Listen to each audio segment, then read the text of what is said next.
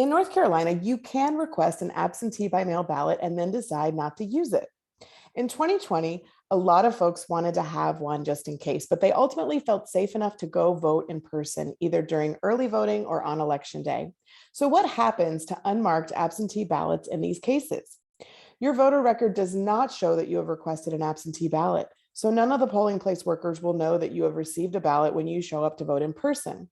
You do not need to get permission to vote in person. And more importantly, you do not need to bring your absentee ballot with you. In fact, leave it at home. Don't create confusion. Once you have voted, you can go home and destroy that absentee ballot. Let's play devil's advocate for a moment. You might be wondering, what if someone else finds a voter's unmarked absentee by mail ballot?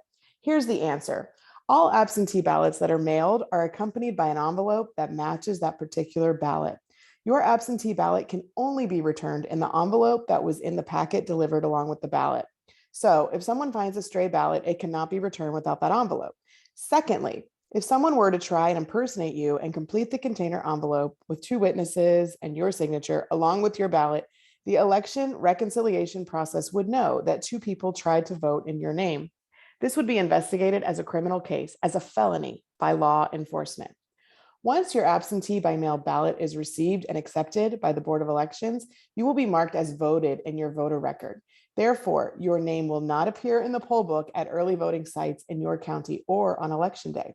If there is some voter confusion and that voter tries to vote on election day, they will only be able to vote with a provisional ballot. All provisional ballots are investigated before canvass and eligible to be counted only if there is no previous record of a vote, either by mail or at an early voting location. Your vote is protected if there is some confusion about whether your absentee ballot was returned and accepted and the clock is ticking for vote in person.